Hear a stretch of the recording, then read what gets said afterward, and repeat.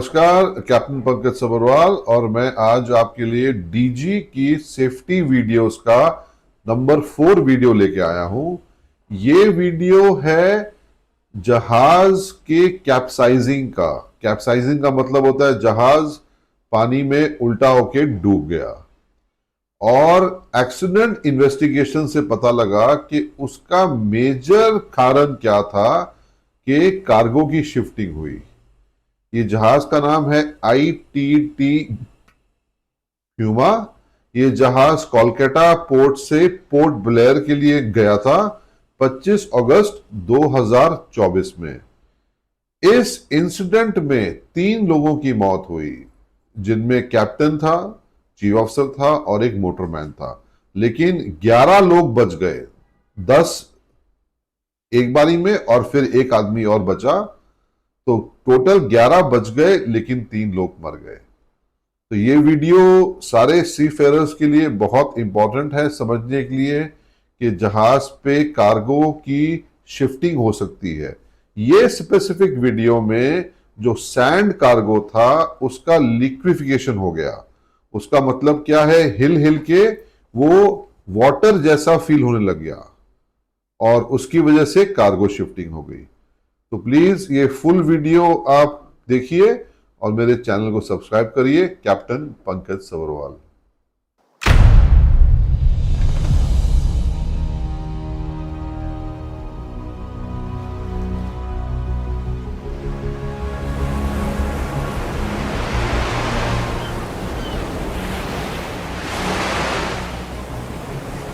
It was the morning of August 25th, 2024. The Indian-flagged general cargo vessel ITT Puma had sailed from Kolkata the previous day, bound for Port Blair in the Andaman Islands. The 42-year-old ship carried 2,090 tons of mixed cargo, 900 tons of sand, steel pipes and plates in the lower hold, and 32 containers.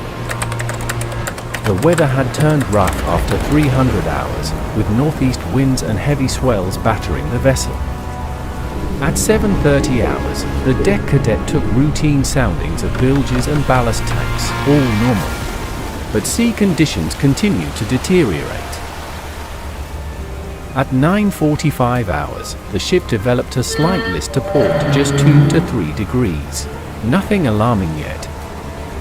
But within 15 minutes, the list had increased dramatically to 10 degrees port. The master, on the bridge at the time, immediately suspected cargo shift and ordered ballasting of the number 4 starboard ballast tank. The master then directed additional ballasting, starting with number 3 starboard, followed by number 2. All starboard double bottom tanks except number 1 were now taking water simultaneously. The pumps strained against the rough seas. By 11:30 hours, the list had worsened to 12 to 15 degrees port. The second mate, coming on watch, found the bridge tilted at an alarming angle. By 12:30, the situation was critical. The chief engineer and second mate urged the master to contact the company. Reluctantly, he sent a message stating the vessel had listed 10 degrees to port due to shift of cargo and subsequent water ingress through a whole shell plate. However, the cause of the list and its failure to correct remained unclear to him.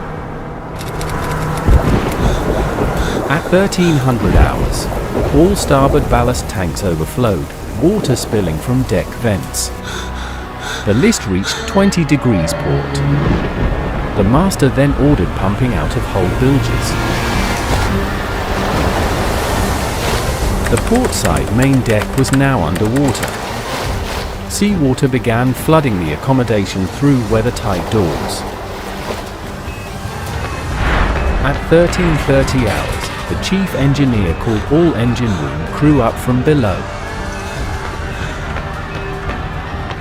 The crew used submersible pumps to fight the rising water in the accommodation, but it was a losing battle. Between 1500 and 1530 hours, the list increased beyond 20 degrees. The chief engineer ordered all crew to the bridge with life jackets. The master went to his cabin for his life jacket but never made it back to the bridge.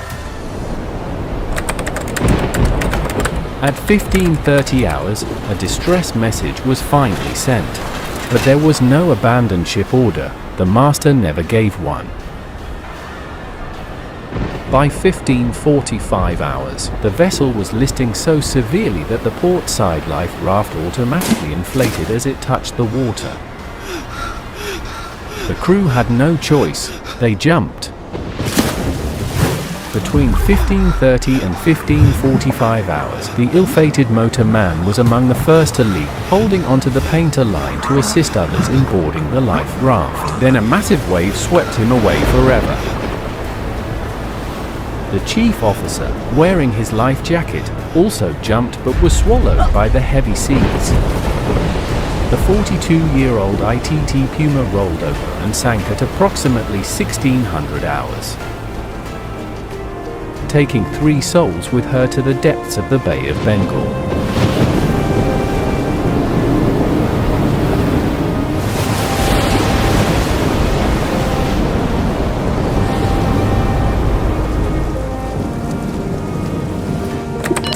The Directorate General of Shipping and the Indian Coast Guard response was swift and professional. Through a well-coordinated operations, ICG ships Sarang and Amod were diverted at 17:12 hours. By 21:45 hours, they had rescued 10 crew from 2 life rafts. A few hours later, at 00:55 hours, 1 more survivor was pulled from the water. 11 souls saved from the sea, but 3 were lost forever: the master, chief officer, motorman. But why did this happen? Why did we have to lose 3 men and the ship itself? The investigation revealed the primary cause was liquefaction of the sand cargo in rough weather conditions. The sand, when subjected to the ship's motion and vibration, lost its solid properties and became a free-flowing liquid, destroying the vessel's stability. The investigation identified critical failures. 1. The 74-year-old master's delayed response and reluctance to send distress signals. 2. No adequate risk assessment for carrying sand cargo in the monsoons. 3. Inadequate emergency procedures for cargo shift or hold flooding in the ship's safety management system. 4. The company's delayed response due to the incident occurring on a Sunday. Key lessons learned. Sand cargo cannot be assumed as a Group C cargo and must be tested for its moisture content and TML, especially during monsoon conditions.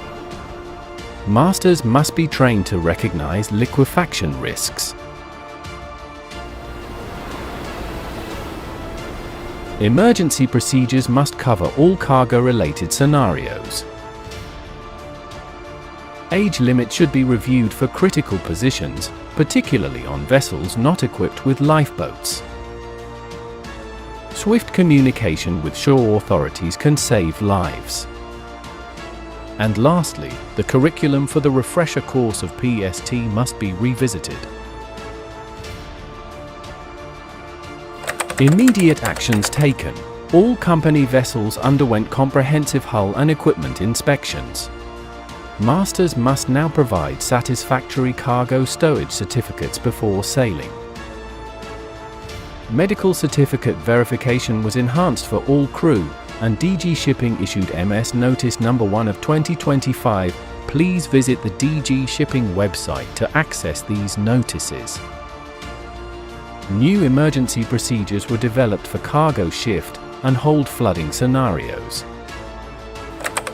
Message to seafarers: before every voyage, treat your cargo as if it were your most precious passenger. Inspect it, test it, and never assume stability, especially in the monsoon conditions.